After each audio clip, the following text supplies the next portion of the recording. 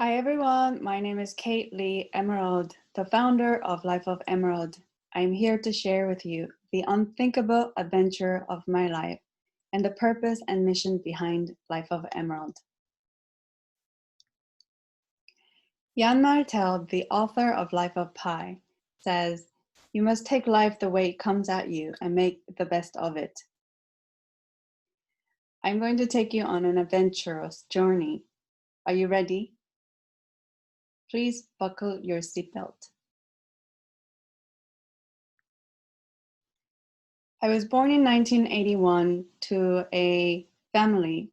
I am the descendant of King Sejong the Great of Joseon Dynasty of Korea. He reigned between 1418 to 1450, and my mother's ancestor is noble aristocrats of Shilla Dynasty, the three kingdoms prior to Joseon Dynasty. My presentation is broken down into 10 parts. The first part of my life, I spent time in Seoul, South Korea. It's a tradition that our family get together in my grandmother's house every holidays, and the woman would cook food in the kitchen, and I'd see men sitting in the living room talking about politics, business, and world affairs. And here's my little brother. I am the oldest child of two. And if there is past life, I believe I used to be a world class leader. The second part of my life is when my parents decided to move our family to a small island called Saipan. Here's where I explore the nature and learn to play sports, and I became an elite athlete here, playing volleyball. I would play beach volleyball 2-on-2 with Caucasian men. They were my community members, and I thought I was one of them. Around the time I was a junior in high school, I wanted to go to college in America. And so I told my mom that I would like to go. And she said, "No, you're not going to college. You have to be a human first, and then education later." I thought, this is strange. So I said, "Mom, I am going to college and you're paying for it."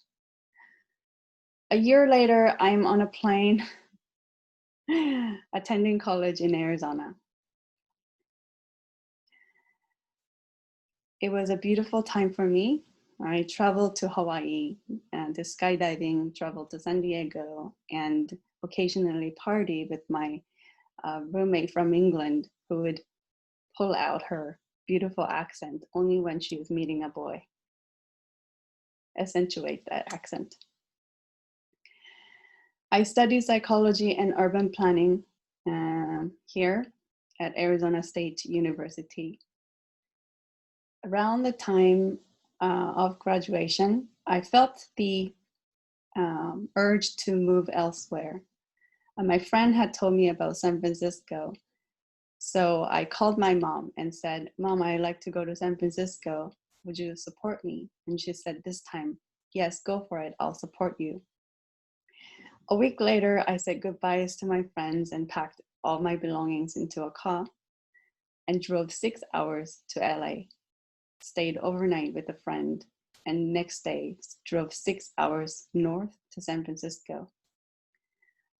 There, I parked my car in front of Hyatt Regency Hotel and slept. And the next morning, I went to a Crissy Field, a park nearby Golden Gate Bridge, and spotted a volleyball net. And I met a girl. Her name is Aubrey. Told her my story, and she said, "This is interesting. My roommate is gone for 2 weeks. Why don't you stay with us?" So I stay with her. And about in nick of time, I found a job at Starbucks, in an apartment in a prestigious neighborhood in San Francisco by Coit Tower, and happened to fall in love with a billionaire who's a civil engineer, contributed to building the Bay Bridge. In 2005, I had to leave America due to the student visa. It was expiring. And I didn't want to ask him to marry me as I was too young. And yeah, I didn't have everything. Yeah. So 2005, I left San Francisco to Saipan, where my parents were residing at the time. And he flew me with me, knowing that I was vulnerable due to a lot of grieving.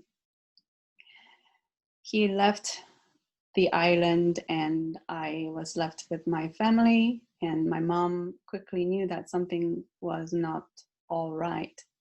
So she flew me to Seoul, and I checked into a hospital, mental hospital for 6 months. And there I only remember sleeping a lot and eating and, what have you, medicine. After that, I flew back to Saipan and started playing volleyball rigorously again, competing for a South Pacific game, a Micronesia game, as a starting setter. And here is me in my number 1 jersey. I used to be the most valuable player in the championship series. And I also managed to meet a boy who we would go scuba diving together. A year later, he asked me to marry him. I politely declined because I wanted to build my career first. So I leave the island, I moved to Seoul. Here is a photo of me at Ewha Women's University. And this is the day after the Hillary Clinton gave a speech in this university. I arrived late on this day, but I happened to take a photo next to a camera. What are we without photos? Here's my parents. They're my heroes. They're practical heroes. Whenever I need their financial support and shelter, they're always there for me. Here I was working at Samsung and some companies, helping college graduates and employees learn to take English test best. I was sort of like a workaholic, and by the time the end of the year, I felt exhausted, and I submitted a resignation letter and embarked on my way to see my friends in America. Off I went to San Francisco. This is 2009. My final destination was Washington, D.C. The plan was to see President Obama's inauguration with the scuba diving friend at the time. And briefly, I checked into a haunted hotel overnight and experienced ghosts. I was frightened. I called him the next morning, and he didn't know what to say. So he hands the phone to his mom by saying, "Here, talk to my mom. She's a psychologist." I told her about my story, and she said, "You are crazy. Go back to your country." I went back to my country, my apartment in the financial district, and started blogging. Dating him was the worst mistake of my life. And lo and behold, people started saying mean things. And so I started saying mean things back. And that went on. And my soul escaped my body. It was floating around the roof ceiling. And something in me said, no, I'm not ready yet. Come back. And then came back. I called the cops because I was getting some mean threats. The cops called my dad. My dad brought me to a hospital. The doctor ordered me to stay in for another 3 months. So I stayed. After that, I came home. I was like a vegetable for 1 year. And I meet my, I would call it my son, my dog. His name is Jackpot. And I started working again, teaching kids English. And luckily, I got accepted to intern at Chadwick International School, which is one of the best international school in South Korea. And fast forward to 2015, I am teaching STEM college graduates, the engineers, sponsored by the South Korean government. And by then, I'm living at the Central Seoul by Gyeongbokgung Palace, where my ancestors used to reside.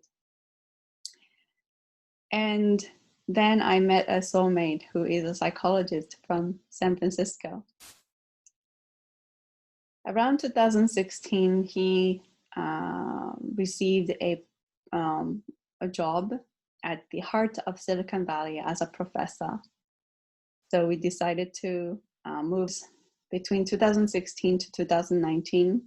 And this is around the time I was finishing up my corporate innovation training with Stanford Graduate School of Business, with cohorts from all over the world, exceptionally talented, beautiful people. I would describe these 3 years as climbing Mount Everest nonstop. It was challenging for me.